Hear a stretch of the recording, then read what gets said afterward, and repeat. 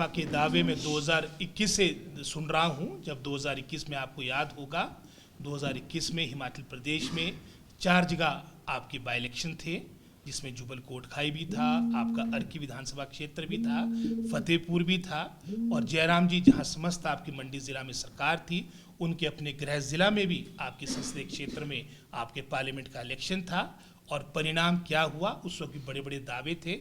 4-0 के साथ हिमाचल प्रदेश की प्रबुद्ध जनता जनार्दन ने कांग्रेस पार्टी को अपना आशीर्वाद दिया।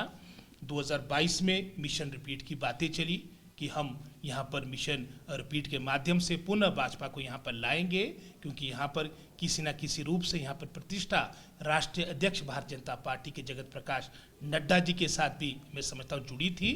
लेकिन वो परिणाम भी आपके समक्ष है। जयराम जी का लगभग समस्त मंत्रिमंडल 1-2 को छोड़कर धराशायी हुआ। यहाँ पर भी कांग्रेस पार्टी अच्छे बहुमत के साथ लगभग 40 सीटों के साथ हिमाचल प्रदेश की प्रबुद्ध जनता जनार्दन ने, हिमाचल प्रदेश के कर्मचारियों ने, बहनों ने, माताओं ने, किसानों, बागवानों ने अपना आशीर्वाद कांग्रेस पार्टी को दिया है। और उसके उपरांत 2023 में आपका शिमला, जिसे मिनी हिमाचल भी कहा जाता है, यहाँ पर भी भाजपा के लोग बड़े बड़े दावे कर रहे थे, क्योंकि शिमला ऐसी जगह जहाँ पर हमारे हिमाचल प्रदेश के 12 जिला के लोग रहते हैं। यहाँ पर भी 3/4 मेजॉरिटी के साथ कांग्रेस पार्टी को हमारे जनता जनार्दन ने अपना आशीर्वाद दिया है। और अब पार्लियामेंट इलेक्शन की बारी है, और सोलन नगर निगम में हमारे वो भी 21 में प्रारंभ हो गया था, और अब हमारे पार्लियामेंट इलेक्शन की बारी है, उपचुनाव की बारी। और उपचुनाव तो एक तरह से ज़बरदस्ती धनबल के आधार पर हिमाचल प्रदेश पे भारतीय जनता पार्टी ने, मैं समझता हूँ, थोपने का प्रयास किया। लेकिन हिमाचल प्रदेश देवभूमि है, यहाँ तो दूर की बात रही, जो इनकी अपनी सरकार हरियाणा में आज वर्तमान में अस्थिर हो चुकी है। और यहाँ पर जहाँ तक बाई इलेक्शंस की बात आती है, बाई इलेक्शंस में भी सभी सीटों में कांग्रेस पार्टी की जीत होगी, और पार्लियामेंट इलेक्शन में भी बहुत अच्छा प्रदर्शन कांग्रेस पार्टी को मिलेगा। मैं समझता हूँ जिस तरह से सभी ये फेजेस आपके इलेक्शन के निकलते जा रहे हैं, जो भाजपा का नारा था 400 पार, आज मैं समझता हूँ बेड़ा पार पर भी क्वेश्चन मार्क लग चुका है। साथ ही साथ मैं समझता हूँ, क्योंकि हरियाणा बिल्कुल दिल्ली के साथ सटा हुआ है, दिल्ली का सीधा प्रभाव आपका हरियाणा में पड़ता है। ये बिल्कुल मैं एक आश्वस्त हो किस बात को कह रहा हूँ कि जहाँ अक्टूबर-नवंबर में हरियाणा में जब आपके इलेक्शंस विधानसभा के होंगे, कांग्रेस पार्टी वहाँ पर सत्ता में आएगी।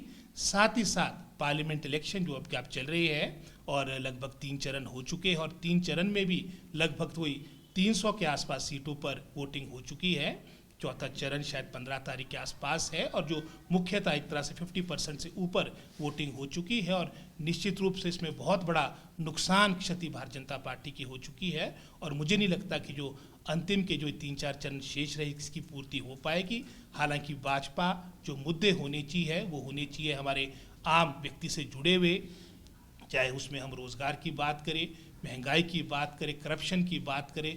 लेकिन भारतीय जनता पार्टी जिसके लिए जानी जाती है, धर्म के आधार पर, जाति के आधार पर, ध्रुवीकरण के आधार पर जनता को बांटने का प्रयास कर रही है। लेकिन निश्चित रूप में चाहे वो हिमाचल की जनता की बात हो, भारतवर्ष की जनता की बात हो, उन्होंने मन बना दिया है कि अब जुमलों की सरकार आगे नहीं चलेगी।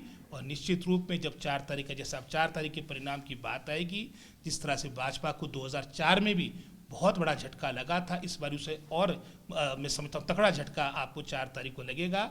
उस वक्त भी इंडिया शाइनिंग के नाम पे बड़ा प्रचार किया गया, लेकिन जब परिणाम आए तो यूपीए की सरकार डॉक्टर मनमोहन सिंह के नेतृत्व में बनी थी, और इस दफ़ा भी कांग्रेस पार्टी इंडिया अलायंस अच्छे प्रदर्शन के माध्यम से अच्छी सीटें हमारे पक्ष में आएगी। और आने वाली सरकार हमारी मैं समझता हूँ डेमोक्रेटिक फोर्सेस की, प्रगतिशील पार्टियों की और इंडिया अलायंस की हमारी सरकार केंद्र में बनेगी।